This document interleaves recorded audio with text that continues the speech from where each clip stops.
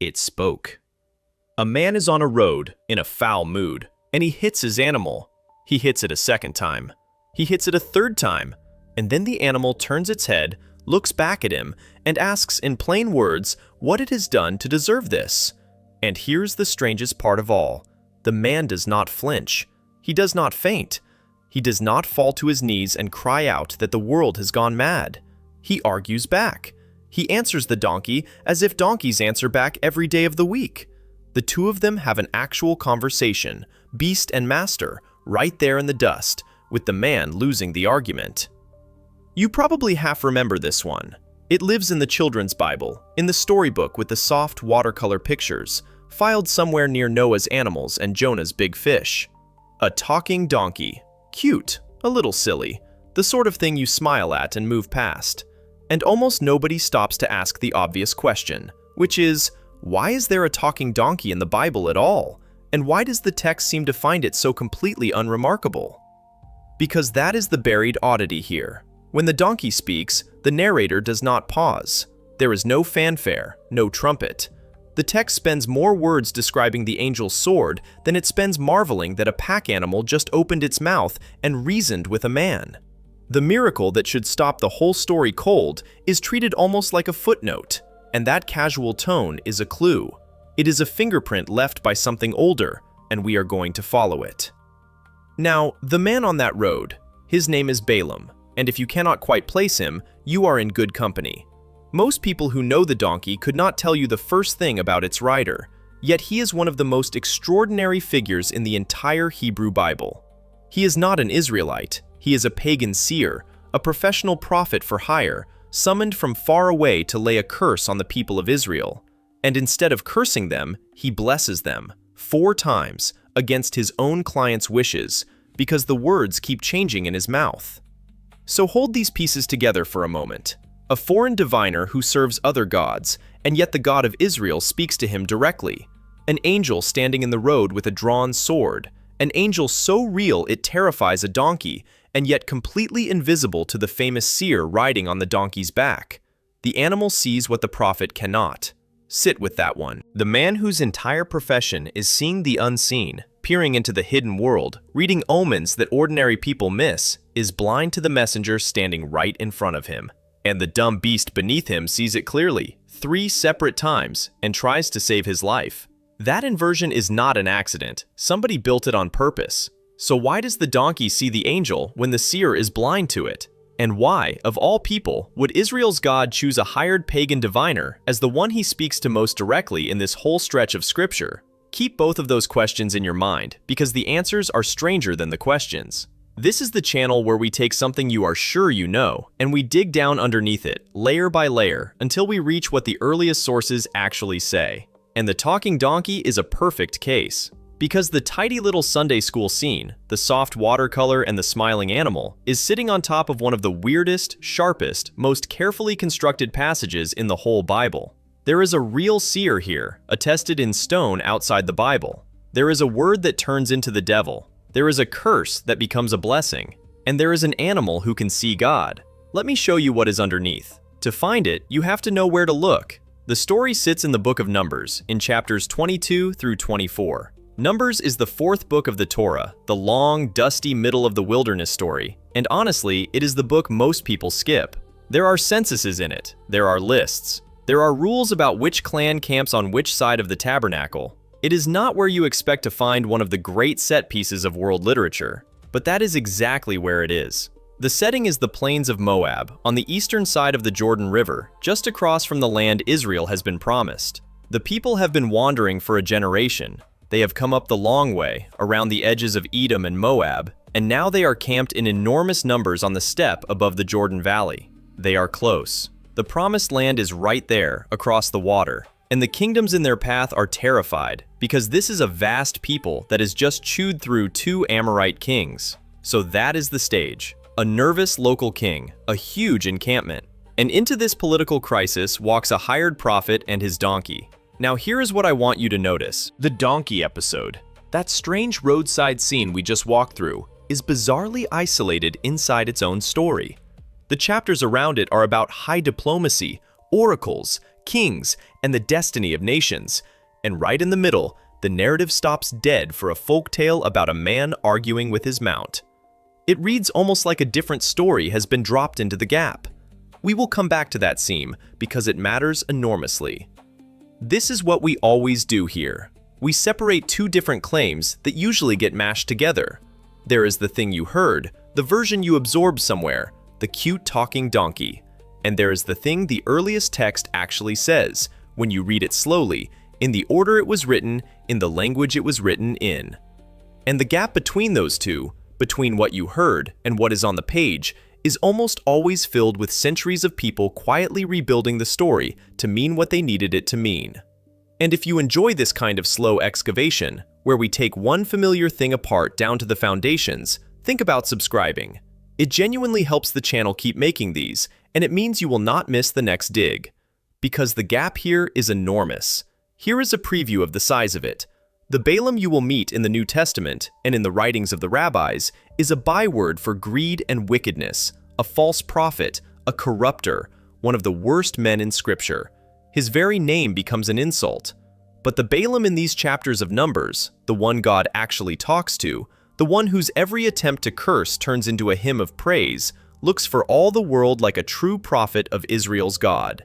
The reputation did a complete 180-degree turn over the centuries. Same man, opposite verdict. So how does a figure go from a blesser of Israel to the archetype of the wicked false prophet? And which one is the original? That reversal is one of the threads we are going to pull. But to understand the donkey and to understand the reversal, you first have to understand the rider. You have to meet the man before you can judge him.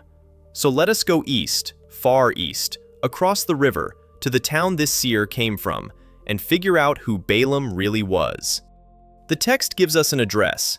Balaam comes from a place called Tethor, which it locates near the river. And when the Bible says the river, with that kind of weight, it usually means one river, the Euphrates. So Balaam is not local. He is not from Moab, not from anywhere near Israel. He comes from the far northeast, from the region of Aram, up near the great river of Mesopotamia. He has been summoned across hundreds of miles of desert and steppe to do a single job. And that distance tells you something about his reputation. You do not send messengers on a journey of weeks, carrying heavy fees, to fetch a local fortune teller. You do that for a celebrity. Balaam is an international name. He is the consultant you call when the situation is desperate and you need the best in the world. Kings know his name. His word is believed to carry real, physical force. When this man blesses, the blessing is thought to stick to you like a coat of armor. When this man curses, people genuinely believe the curse lands and ruins you. That is the world he lives in, the world of the ancient Near East, where the spoken word of the right specialist was understood to do work in reality. A curse was not a wish, it was closer to a weapon. And Balaam was a master armorer. He is what scholars would call a diviner, a seer, a professional of the unseen.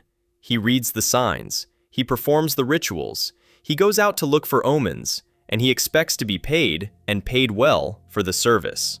And here is the detail that should stop you. Balaam is not a worshiper of the God of Israel. He is a foreigner who serves other gods, a pagan specialist plying a pagan trade. And yet, in these chapters, the God of Israel comes to him, directly, by name. God speaks to Balaam in the night, in dreams and visions, the way God speaks to the great prophets of Israel themselves. There is no Israelite middleman. There is no conversion scene. God simply shows up in the bedroom of a foreign sorcerer and starts giving him instructions. Think about how strange that is inside the Bible's own framework. The Bible spends enormous energy insisting that Israel's God is not like the other gods, that the diviners and sorcerers of the nations are frauds and abominations, that you must not go to them. The book of Deuteronomy lists divination among the things Israel must never touch.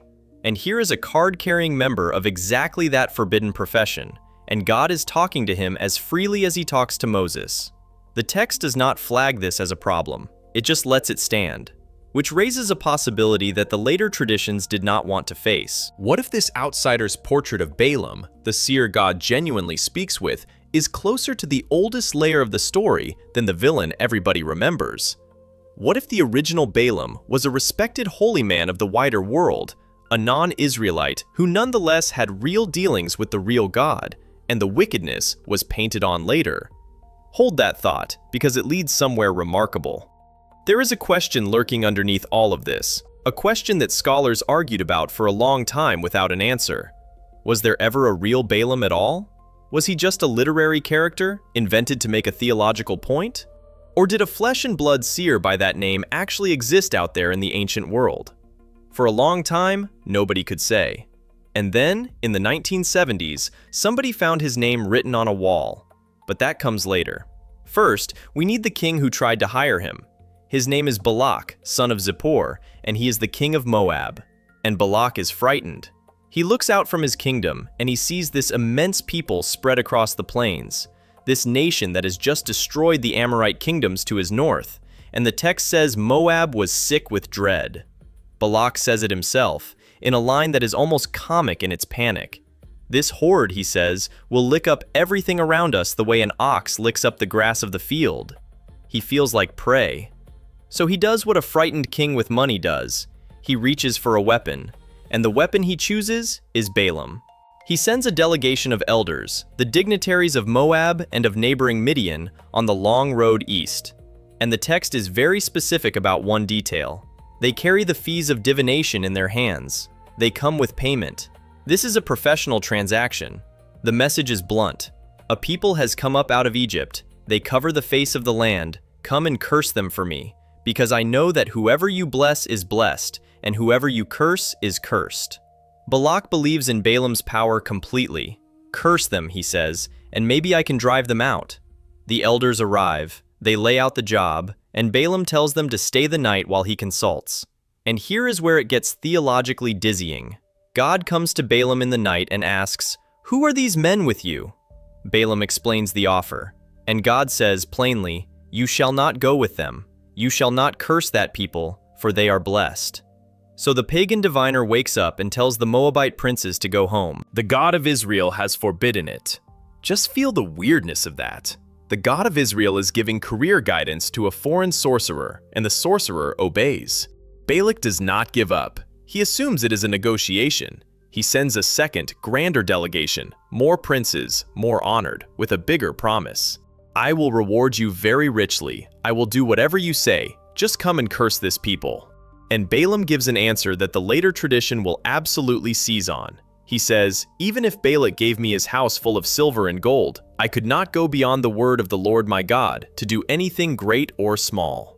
That sounds like piety. It sounds like a man who cannot be bought. Remember it, because centuries of readers will insist it was secretly the opposite, that the very mention of the silver and gold reveals where his heart truly was. But then Balaam says, "Stay the night again. Let me see what more God will say." And this time God says something different. God says, "If the men have come to call you, rise and go with them, but only do what I tell you." So now we have a real contradiction sitting in the text, in plain sight. God says, "Do not go." Then God says, "Go." And then, in the very next scene, as Balaam goes, the text says God's anger was kindled because he went. Go, and then fury that he went. People have been trying to untangle that knot for 2,000 years. It is the contradiction that opens the road, because it is on that road, riding out under a cloud of divine anger he does not even understand, that Balaam meets the one creature who can see what he cannot. So Balaam rises in the morning. He saddles his she-ass, his female donkey, and he sets out with the princes of Moab, a respected seer riding to the most important job of his career. And the text drops the line that has puzzled readers ever since. God's anger was kindled because he was going, and the angel of the Lord took his stand in the road as an adversary against him. Now wait, God told him to go. The men came to call him. God said, "Rise and go." He is doing exactly what he was told. And now God is angry that he is doing it and sends an armed angel to block the road. If you feel like you are missing something, you are not. The text is genuinely difficult here, and we will come back to the reasons. For now, just hold the image, because the image is extraordinary. There is a messenger of God standing in the middle of the road, and in his hand is a drawn sword. This is not a soft, glowing greeting card angel. This is a warrior. A blade is out and ready. The angel has come to kill, or at least to threaten killing. And he plants himself in the path as a barrier, an obstruction, something Balaam must not be allowed to pass. And here is the word I want to hand you, because it is going to matter more than any other word in this story. The Hebrew phrase for what the angel is doing in the road is le satan lo. The angel stations himself le satan, as a satan, against Balaam. And I know exactly what just happened in your head when you heard that word. The capital letters lit up, horns, pitchfork, the Lord of hell. But that is not what the word means here, and that reflex is precisely the thing this story can cure. In the oldest layers of the Hebrew Bible, Satan is not a name. It is a common noun, an ordinary word, and it means an adversary, an obstructor, one who stands in the way. It describes a role, a function, a job. A human enemy in a battle can be called a Satan. A person blocking your path can be a Satan. It is closer to opponent or obstacle than to devil. So when the text says the angel stood le Satan against Balaam, it is saying, in the plainest terms, the angel stood there as an obstacle, an adversary, a roadblock in the most literal sense. The angel is the thing standing in the way. This is your new word for today, and it is one of the most misunderstood words in the entire Bible. Here, in this passage, the Satan is an angel sent by God. A messenger of the Lord, doing the Lord's work, is called a Satan. There is nothing demonic about it. It is a function, obstruction. Tuck that away. We will pull it back out and look at it under a brighter light a little later, because the journey of that one word from obstacle to archfiend is its own whole story. For now, just savor the setup the text has built, because it is a beautiful trap. Here is the most celebrated seer of the unseen in the ancient world. His entire profession is perceiving what is hidden, reading the invisible currents, seeing what ordinary mortals cannot see. And there is now a sword-wielding messenger of God standing directly in his road, blazing with menace. And Balaam sees absolutely nothing. But the donkey does. This is the first swerve. The donkey sees the angel of the Lord standing in the road with the drawn sword in his hand, and the donkey does the only sensible thing any creature would do faced with an armed killer. She turns off the road and bolts into a field. And Balaam, who sees nothing in the road, who has no idea why his reliable mount has suddenly gone off course into a farmer's field, does what an irritated man does. He hits her, and he drives her back onto the road. Second swerve. Now the road narrows. They are passing between vineyards, with a stone wall on either side, the path squeezed tight. And again the angel takes his stand, and again the donkey sees him, and there is nowhere to bolt. So the donkey presses herself against the wall to get away from the blade, and in doing so, she crushes Balaam's foot against the stone. You can feel that. The grind of leg against rock, the pain, the flash of temper.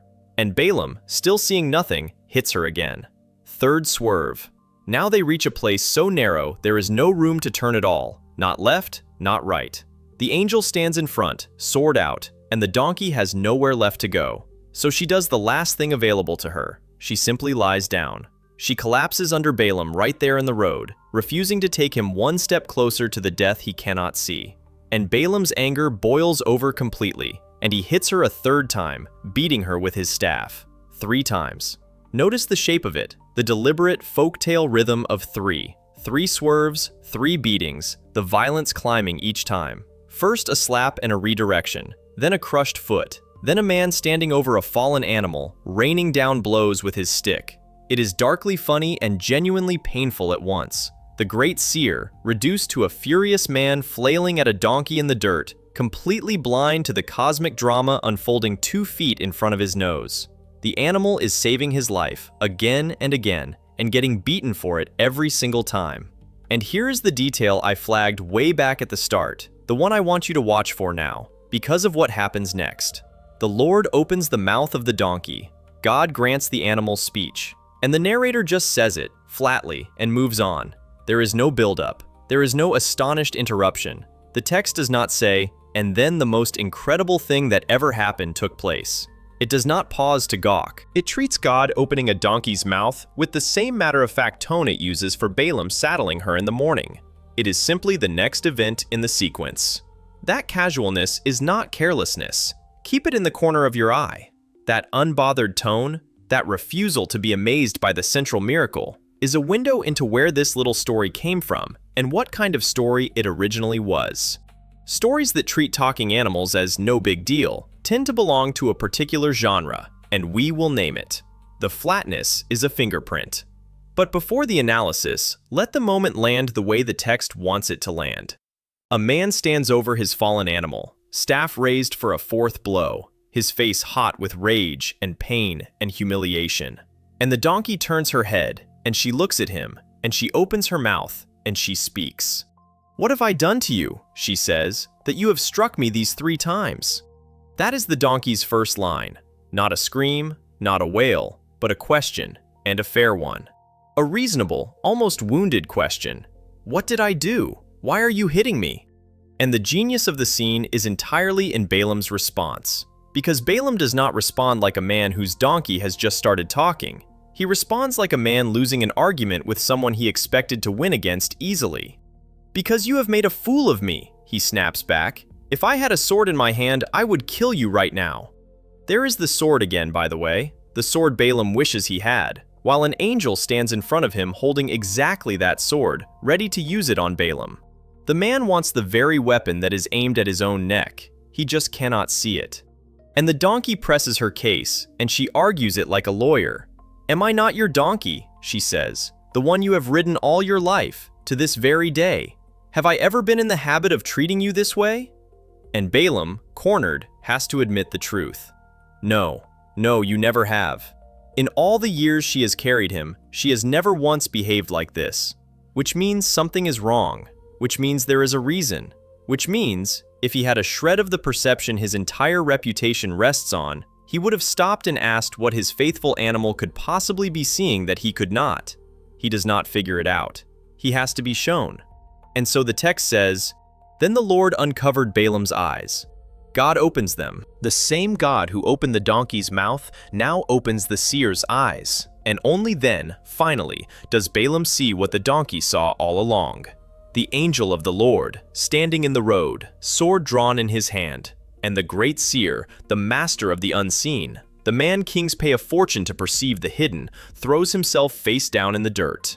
Just stay with the architecture of that for 1 second, because it answers a question we planted at the very beginning. Why does the donkey see the angel when the seer is blind to it? Because that is the entire point. The story is built, beam by beam, to humiliate the idea that the professional seer is the one who sees. The donkey perceives the truth immediately, 3 times over, and acts to protect Balaam at the cost of getting beaten. Balaam perceives nothing, lashes out at the one creature trying to save him, and has to have his eyes physically pried open by God before he understands anything at all. The animal that cannot reason has seen clearly. The man whose whole life is reasoning has been blind, violent, and wrong. The hierarchy is turned completely upside down. The beast is the prophet, and the prophet is the beast. And the man who reads omens for kings is now flat on his face in the road, because a donkey saw God before he did. And now the angel finally speaks, and the angel does not soften it. "Why have you struck your donkey these 3 times?" the angel says. "Behold, I came out as an adversary, because your way is perverse before me." There it is again, that word, the angel naming his own role. "I came out to be the obstacle in your road." And then the line that flips the whole moral universe of the scene. "The donkey saw me," the angel says, "and turned away from me these 3 times. If she had not turned away from me, I would surely have killed you by now, and let her live." Read that again slowly. The angel is telling Balaam, to his face, "I came here to kill you. And the only reason you are still breathing is the animal you have been beating." The donkey did not just see the angel. The donkey saved Balaam's life 3 separate times, and her reward was 3 beatings from the man she rescued. And the angel makes the arithmetic brutally clear. "I would have killed you and spared her." In the angel's eyes, the donkey was worth saving, and Balaam was not. That is the moral inversion stated out loud by the messenger of God himself. The dumb animal is the one with moral and spiritual sight. The celebrated prophet is the blind, dangerous beast who would have walked straight onto a sword and dragged his innocent mount down with him. The roles are not just reversed. The angel underlines the reversal so you cannot possibly miss it. And Balaam, face in the dust, finally says the right thing. "I have sinned," he says, "for I did not know that you stood in the road against me." And then, remarkably, he offers to quit. "If it is evil in your eyes," he says, "I will turn back, I will go home." He is willing to abandon the whole lucrative job to avoid offending this God. But the angel does not send him home. "Go with the men," the angel says, "but speak only the word that I tell you." And this is the hinge of everything that follows. Balaam is allowed to continue, but he is now under a kind of seal. He may open his mouth, but he no longer controls what comes out of it. The God of Israel has just demonstrated, with a donkey, that he can put words in any mouth he chooses. And he is about to do exactly that with Balaam, on a far bigger stage, in front of a king. So file that pairing away, because the story has just shown its hand. God opens the donkey's mouth, and the truth comes out. God is now going to open Balaam's mouth, again and again, and watch what comes out. The animal and the seer are being treated as the same kind of instrument. That parallel is the secret spine of the whole passage, and we will lay it bare at the end. But first, that strange little word Satan deserves a closer look, and so does the verb for how God uncovered Balaam's eyes. Because underneath this scene, in the original language, there is a layer of wordplay that the English simply cannot carry, and it tells you exactly what the storyteller was really thinking about. So let us go down into the words themselves. This is the part where a little Hebrew pays off enormously, and I promise to keep it plain. Start with our word from the road, Satan. We saw the angel stationed le Satan lo, as an adversary, an obstructor, against Balaam. And I want you to really absorb how ordinary this word is in the older parts of the Bible. In the book of 1 Samuel, Philistine commanders worry that David might turn into a Satan against them in battle, meaning simply an enemy in the fight. In 1 Kings, when King Solomon is at peace, the text says God raised up a Satan against him, and it names the Satan, a man, a foreign adversary, a political opponent. No horns, no hell, just an opponent. So Satan starts its life as a job description, the obstructor, the one who stands against. And only over centuries, through later texts and later translations, does that common noun slowly harden into a proper name, the Satan, the adversary with a capital A, and eventually into the full-blown devil of medieval imagination. But here, on Balaam's road, we catch the word in its innocent, original state. The Satan in this story is an angel of the Lord, sent by God, doing God's work, standing in a road. It is one of the cleanest examples in the whole Bible of what that word meant before the legend grew over it. You came for a talking donkey, and you found the devil's own etymology hiding in the same paragraph. Now the second piece, the seeing. The text says the Lord uncovered, or opened, Balaam's eyes. And this is the language of revelation, the language of prophecy. To have your eyes uncovered is to be granted the vision of the unseen world. The bitter joke is that Balaam, in the very oracles he is about to deliver, will describe himself with grand titles. He calls himself the man whose eye is opened, the one who hears the words of God, who sees the vision of the Almighty, falling down but having his eyes uncovered. He boasts of his open eyes. And we, the readers, have just watched those same eyes be utterly blind to an angel that a donkey saw without effort.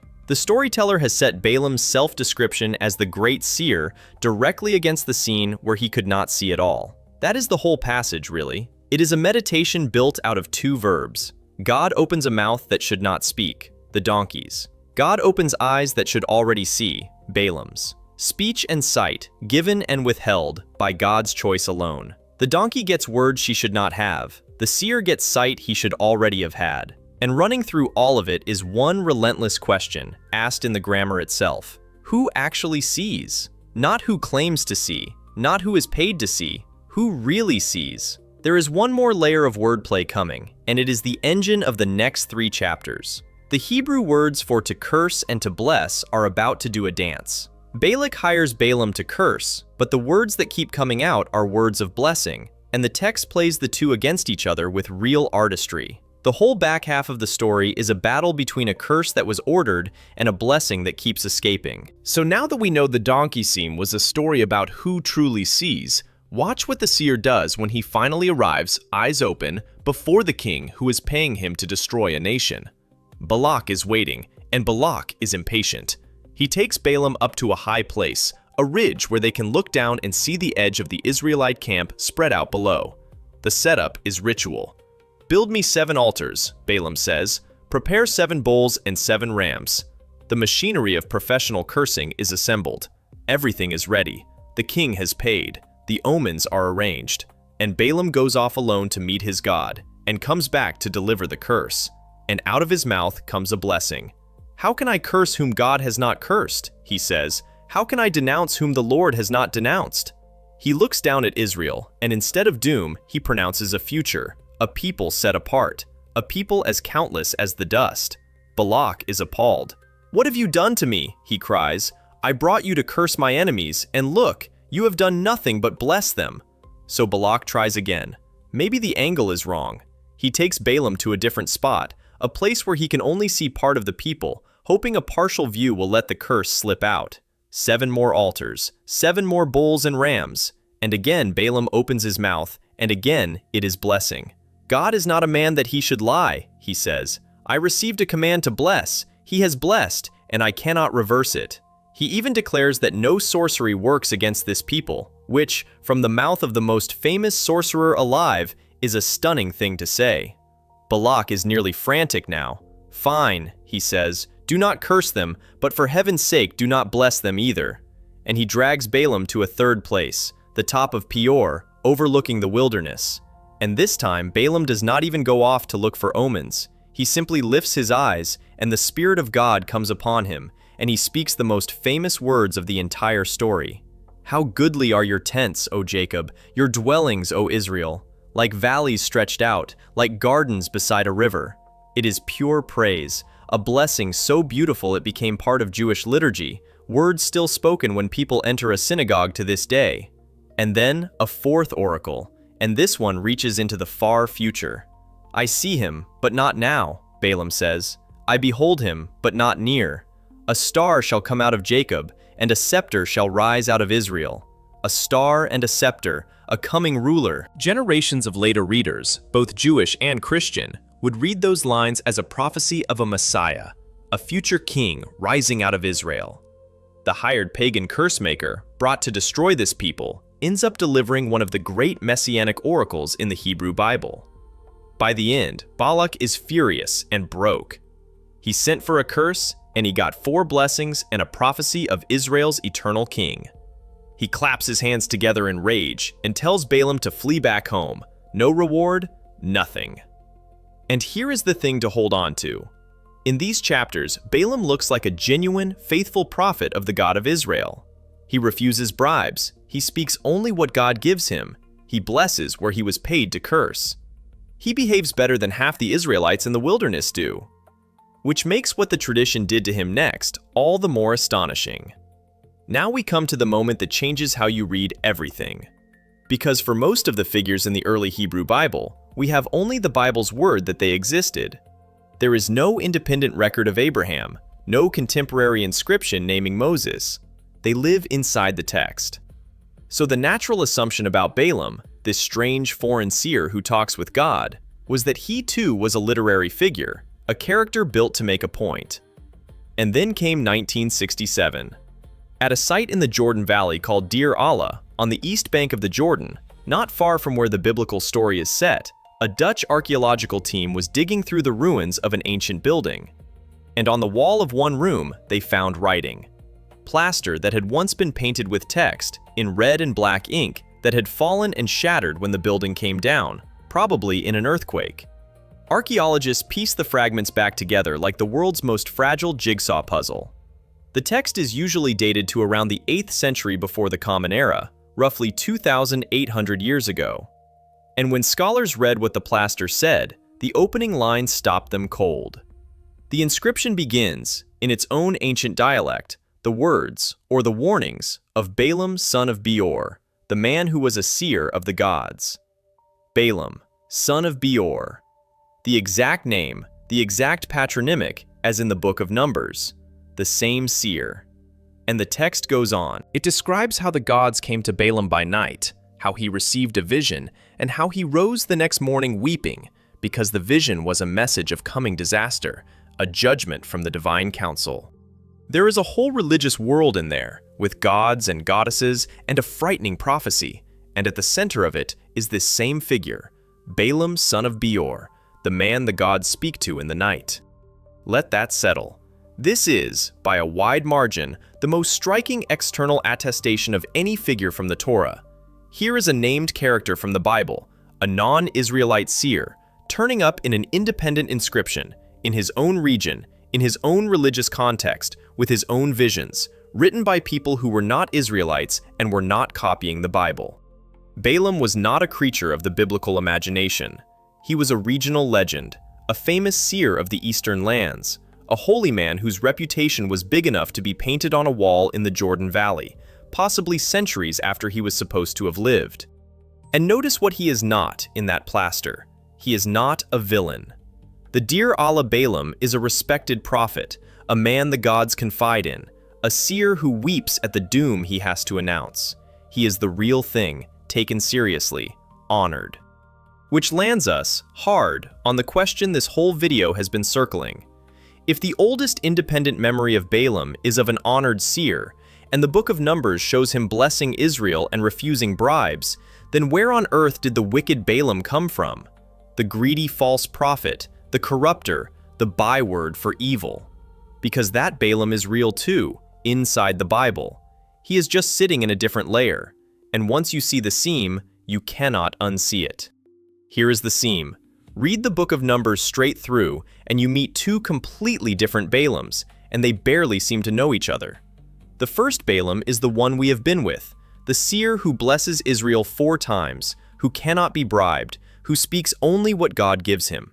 He exits chapter 24 by getting up and going home to his own place. That is the last we see of him in the oracle story. He leaves with his integrity intact, having served the God of Israel faithfully against his client's wishes. Now jump forward to chapter 31. It is a different scene entirely, a war against Midian, and in a quick aside, the text tells us that Balaam son of Beor was killed in that battle, struck down by the sword, along with the kings of Midian. And the reason given is devastating, because it accuses him of something the oracle chapters never even mentioned. It says that Balaam, by his counsel, caused the people of Israel to act treacherously against the Lord, leading to a plague. Suddenly, Balaam is not a faithful blesser at all. He is the architect of Israel's worst sin in the wilderness, and he dies for it on the point of a sword. Exactly the sword, by the way, that he wished he had on the road, and exactly the sword the angel was holding. So which is it? The man who could not curse Israel if he tried, or the man who masterminded Israel's corruption? The text gives you both, a few chapters apart, with no attempt to reconcile them. And this is where biblical scholarship has a name for what we are looking at. For more than 2 centuries, scholars have argued that the Torah was assembled from multiple older traditions, different streams of storytelling woven together by later editors. When you see a figure who is honored in one passage and condemned in another, with no transition, you may be looking at the seam where 2 different traditions were stitched together.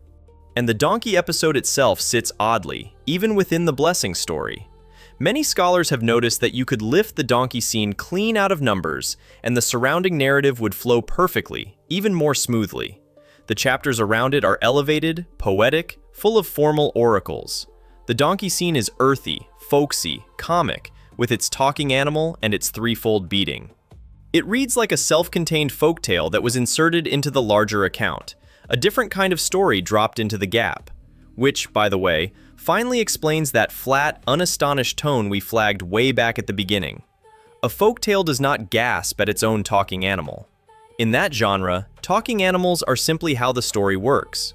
The matter-of-fact narration was never carelessness. It was the native voice of an older kind of tale. So the contradiction is not a flaw to be explained away. It is a window. It lets us watch a text grow. Lets us see how a single figure could carry 2 opposite reputations at once because 2 communities remembered him in opposite ways.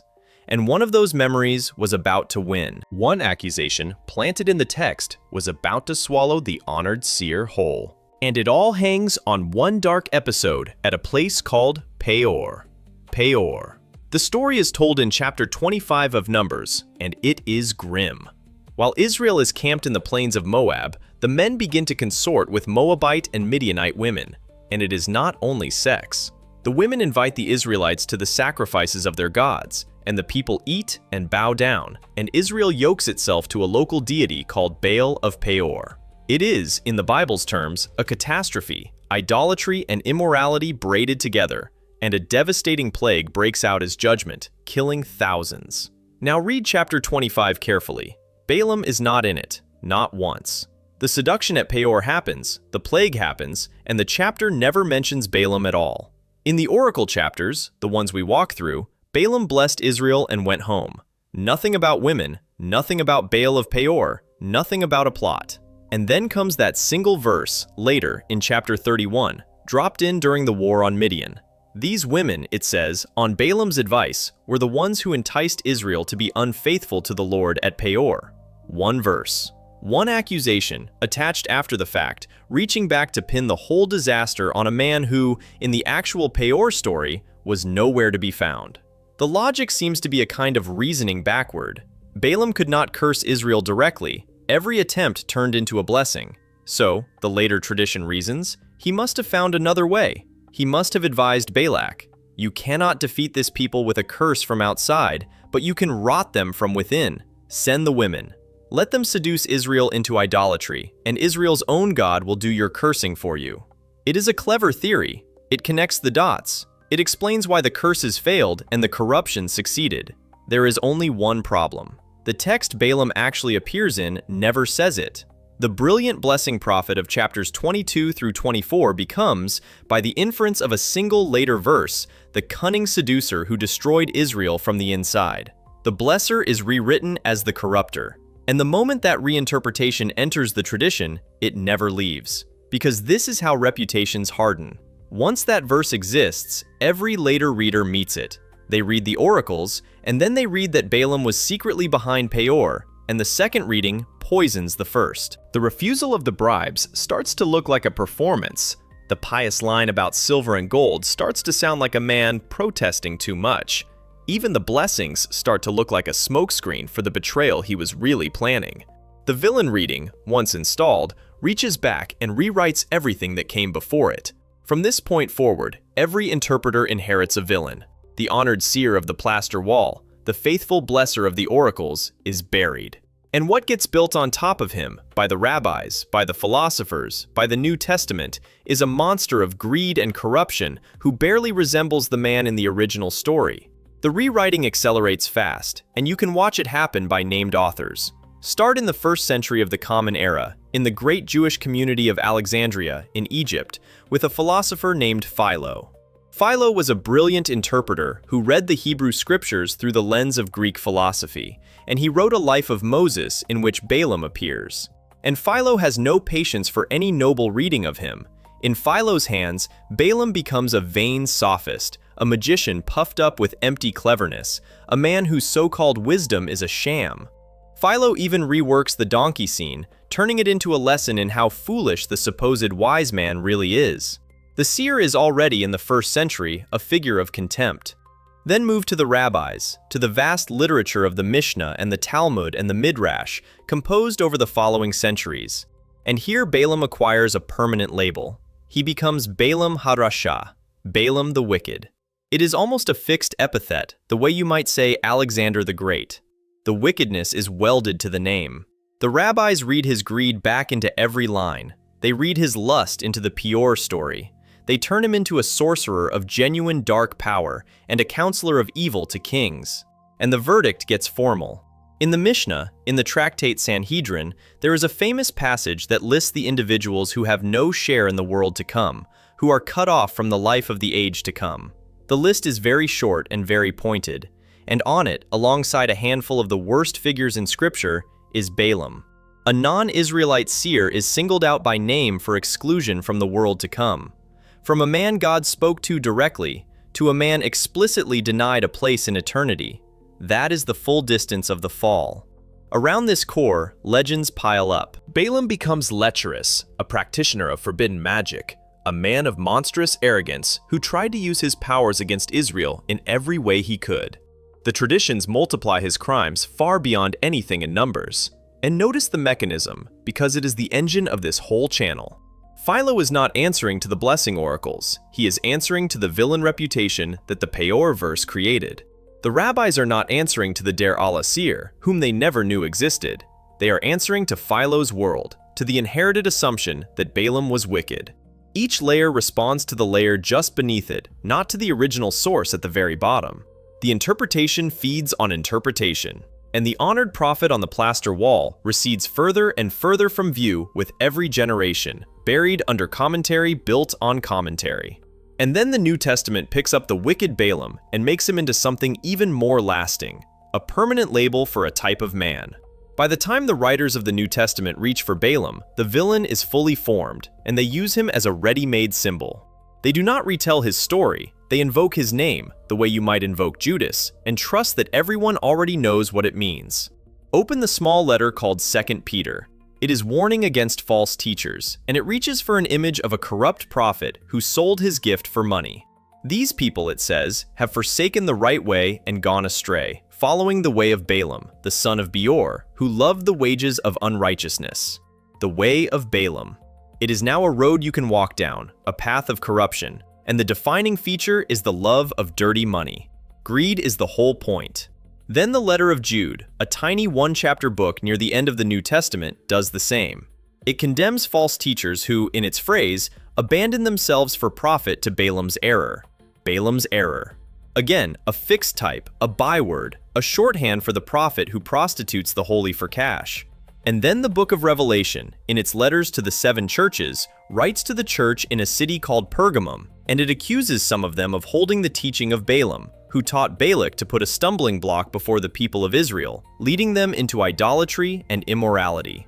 There it is, the Peor accusation, now treated as established fact, as the teaching of Balaam, a named heresy. The single later verse from Numbers has become a doctrine of corruption with Balaam's name on it.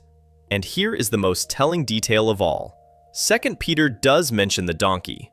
Once. And listen to how it frames it. It says that Balaam was rebuked for his transgression, that a dumb donkey, speaking with a human voice, restrained the madness of the prophet. The madness of the prophet.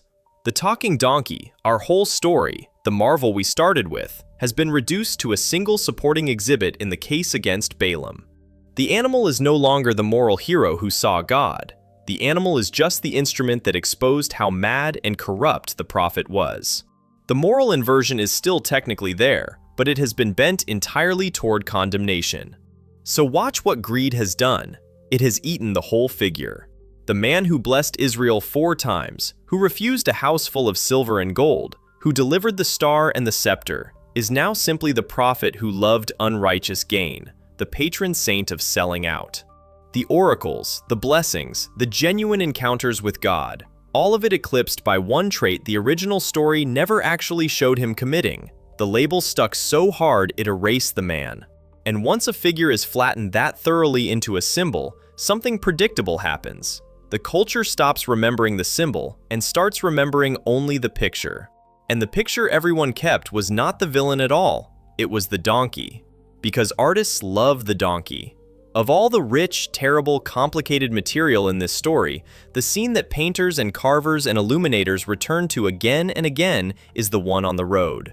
The seer on his mount, the animal balking, and the angel with the sword. It is irresistible to draw. It has drama, danger, and one genuinely odd and charming element, the donkey. Go into the medieval period and you find the scene tucked into illuminated manuscripts, painted in the margins and the initial letters of Bibles and psalters. You find it carved into the stonework and the wooden choir stalls of churches, the angel barring the road, the donkey turned aside, Balaam with his arm raised. In the great moralized Bibles of the Middle Ages, picture Bibles that paired each scene with a spiritual lesson, the episode became a standard emblem, and the lesson was almost always about blindness. Balaam is the blind sinner. The angel is the divine truth he cannot see. The donkey, often, is the simple soul who perceives what the proud and clever miss.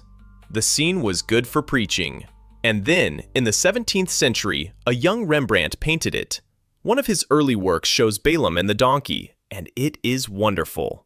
The seer is caught mid-blow, his staff raised, his face twisted in anger, and the donkey's head turns back toward him with an almost human expression, mouth open, in the very act of protesting. The angel looms above with the sword. Rembrandt understood the drama in his bones, the violence, the surprise, the turning head, the human exchange between man and beast. But look at where the eye goes in these images, across the whole tradition. The visual center is almost always the angel and the sword, the menace from above, and then the curious comic note of the donkey.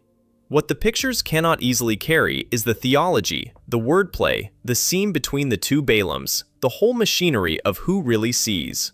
A painting gives you a frozen instant, and the instant everyone chose to freeze was the picturesque tableau: angel, sword, balking donkey, furious man.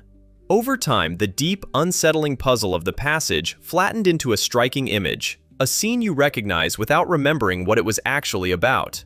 That is the quiet drift of the art history. Not falsification, just narrowing. A dense theological meditation becomes a memorable picture. And once it is a picture, it travels easily. It gets simplified, it gets softened, it gets handed to children. And there is one more strange thing the art and the storytellers tended to skip over completely, a detail that, once you notice it, reframes the talking donkey entirely. Because this donkey is not the only animal in the Hebrew Bible that opens its mouth and speaks. There is exactly one other, and the pairing is not an accident. In the entire Hebrew Bible, in all its thousands of verses, only two animals speak with human words. One is Balaam's donkey. The other is the serpent in the Garden of Eden, at the very beginning of Genesis. Just two.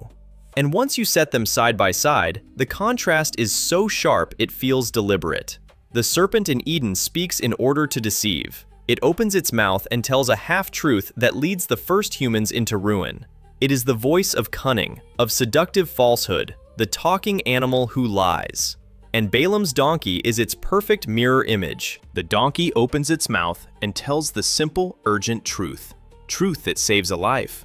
One animal speaks to destroy, the other speaks to protect. One is the cleverest of beasts, leading humans toward death. The other is a humble beast of burden, trying to keep a man alive. And there is a second layer to the pairing. In Eden, the cunning serpent speaks the lie, and the humans, who should know better, believe it. On the road, the lowly donkey speaks the truth, and the seer, who should know better, has been beating her. In both stories, a human who is supposed to be wise is shown up by an animal. The serpent exposes human folly through deception. The donkey exposes human blindness through honesty. The two talking animal scenes are like bookends, two sides of the same meditation on creatures, speech, and who can really be trusted to see. And this points us toward what kind of literature we are actually dealing with. Talking animals who teach a lesson to a foolish human are everywhere in the ancient Near East, in the wider ancient world. The animal fable, the beast who speaks wisdom, is one of the oldest storytelling forms we have. Think of the great tradition of fables in which a clever or honest animal outwits or corrects a proud human. Balaam's donkey belongs in that family, and the threefold structure, 3 swerves, 3 beatings, the rule of 3, is the heartbeat of folktale and oral storytelling across cultures. It is how stories were shaped to be remembered and retold. So when scholars look at the donkey episode, many of them see exactly this: wisdom literature wearing a folk costume. A tale that uses the familiar, beloved machinery of the animal fable, the talking beast, the threefold pattern, the foolish human, to carry a genuinely profound point about perception and humility. That is why the narration was so flat about the miracle, all the way back at the start. In a fable, the talking animal is not the marvel. The talking animal is the medium. The marvel is the truth it speaks. The donkey was never supposed to amaze you. The donkey was supposed to teach you something, the way the serpent did, only in the opposite direction. Which makes what happened to this scene in the modern world especially ironic. Because we took the fable and we kept the talking animal, and we threw away almost everything the fable was for. You know the talking donkey even if you have never read the Book of Numbers. The wisecracking animal sidekick, the donkey who will not stop talking, is a staple of modern cartoons and films. The image of a chatty donkey is woven so deeply into popular culture that the biblical original has almost vanished behind it. A talking donkey now reads as pure comedy, the very definition of a silly, lovable creature. And somewhere underneath that cheerful noise sits the original, the donkey who saw an angel with a sword and saved a man's life, almost entirely forgotten. Watch what the children's Bibles do to the story. They keep the donkey, obviously. They keep the surprise of the speech. But quietly, they remove almost everything that made it serious. The The beatings get softened or dropped. The drawn sword shrinks or disappears. And above all, the angel's death threat, the moment where the messenger of God says, "I would have killed you and spared the donkey," almost never survives into the version handed to a 5-year-old. The scene where a man is moments from being struck down, saved only by an animal he is abusing, becomes a gentle little tale about a donkey who talked. The menace is sanded completely off. And so the story ends up living a strange double life. To believers raised on the soft version, it is a sweet miracle. To skeptics, it gets pulled out as Exhibit A, the talking donkey, proof that the Bible is either childish nonsense or a book of magic tricks. Both of those readings, the cuddly one and the mocking one, share the same mistake. They both take the talking animal as the whole point. They both treat it as a miracle to either smile at or scoff at. And they both miss that it was never primarily a miracle at all. It was a parable about sight. And almost none of the popular retellings keep the moral inversion intact, the thing the whole episode is built around, that the animal saw God and the prophet did not. So lay the two versions side by side. The popular donkey is cuddly, comic, harmless, a punchline with long ears. The original donkey lives in a scene with a drawn sword, a man beating his faithful animal bloody, an angel who came to kill, and a famous holy man humiliated into the dirt by the very creature he was abusing. The cute version is not wrong about the facts. There is a donkey, it does talk, but it has misplaced the weight entirely. It kept the surface and lost the depths. And here is the thing the whole journey has been pointing toward, the realization that ties off every thread. The strangeness of this story was never the talking donkey. The talking donkey is just the costume. The real strangeness, the thing genuinely worth being unsettled by, is underneath. Let me pull it all together. Pull the threads, all of them, and look at the pattern they make. We have a seer, a professional perceiver of the unseen. The man kings pay to see what no one else can see, and he is blind. Blind to an angel standing armed in his road. And we have a donkey, a dumb beast, the lowest creature in the scene, and she sees clearly, immediately, repeatedly. The whole architecture is a hammer driven at one idea. The credential of sight and the gift of sight are not the same thing. The one who is supposed to see does not, and the one no one expects to see does. Now layer the speech on top of the sight. God opens the donkey's mouth, and out comes truth. And then, immediately after, God puts Balaam under a seal. You may go, but you will speak only the words I give you. And in the next chapters, watch it happen. Balaam opens his mouth to curse, and blessing comes out, 4 times, against his will, against his client, against his own professional interest. He cannot help it. The words are not his. Do you see the parallel now? The secret spine of the whole thing? God opened the donkey's mouth, and then God opened Balaam's mouth, and they are the same act. The seer and the beast are treated as the same kind of instrument. A donkey can be made to speak truth, and a pagan sorcerer can be made to speak blessing, because in this story, the power was never in the speaker. Balaam's whole career rested on the belief that his word carried force, that his blessing stuck, and his curse landed. And the story dismantles that belief completely.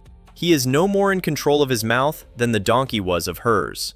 The blessing came from outside him, exactly as the donkey's words came from outside her. That is the meditation at the center of this passage. Perception and speech, sight and voice, both given by God, both withheld by God, never owned by the human who thinks he commands them. The unseen world is real, the angel is real, the truth is real, and the question the story keeps asking is who has been allowed to see it and who has been allowed to say it.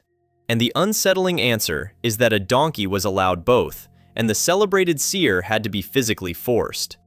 So this was never a throwaway miracle, a cute interruption in a boring book. It is one of the sharpest little parables in the Bible, and it is doing serious work. It humbles the very idea of the expert seer. It quietly insists that real sight is a gift, not a profession, and that God can grant it to anyone or anything he chooses. The foreigner, the outsider, the animal, while the credentialed insider stumbles past the obvious. The donkey who sees God is the whole point, and the prophet who cannot is the warning. And that gap, between the story we think we know and the story that is actually there, is exactly where I want to leave you, because it is the gap this whole channel exists to stand inside. So pull all the way back and look at the distance we have traveled.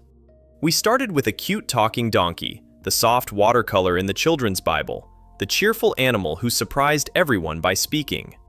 And underneath it we found a drawn sword, a death threat, a moral inversion, a foreign seer attested in 8th century plaster on a wall in the Jordan Valley, a word that would one day become the devil, a blessing that could not be turned into a curse, a star and a scepter, two contradictory Balaams stitched into the same book, and a quiet, brilliant parable about who is really allowed to see.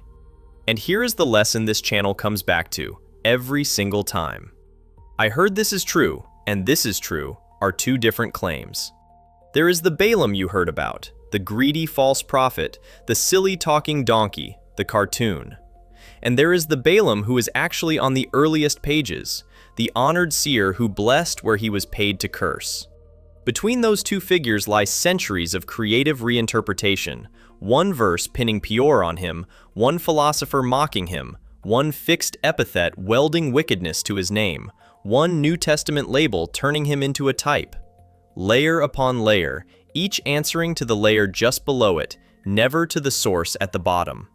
And the source at the bottom, as almost always, is stranger and richer than anything built on top of it. Now let me be honest about what we do not know, because that matters too. Scholars genuinely disagree about how these chapters came together, about which Balaam is older, about whether the donkey scene was an insertion, about how the figure on the Deir Allah wall relates to the figure in Numbers, about the dating of every layer in the chain. These are live debates, and anyone who tells you it is all settled is overselling. And none of this is an argument against faith. It is not a debunking. It is the opposite, really. It is an invitation to read the actual text more closely than the cartoon ever let you, and to find it far weirder and far deeper than you were told. We do not fully know who the real Balaam was, the seer the gods came to by night, the man famous enough to be painted on a wall hundreds of years after his time. We do not know exactly how his memory split into a blesser and a villain. There is a real person, or a real legend, somewhere down there in the dark, just out of reach, and the donkey is sitting right next to him. So here is my question for you, and I really do want your answer below. In this whole story, with its prophet and its king and its angel and its beast, who do you think actually saw? Not who was paid to see, not who claimed the title, who in the end truly saw? Tell me what you think, and tell me whether you were ever taught the version with the sword and the death threat, or just the cute one. Thank you for digging down here with me, all the way to the plaster on the wall. If this is the kind of slow, careful excavation you enjoy, you know what helps. And I will see you on the next road, watching for whatever is standing in it that we cannot yet see. Take care.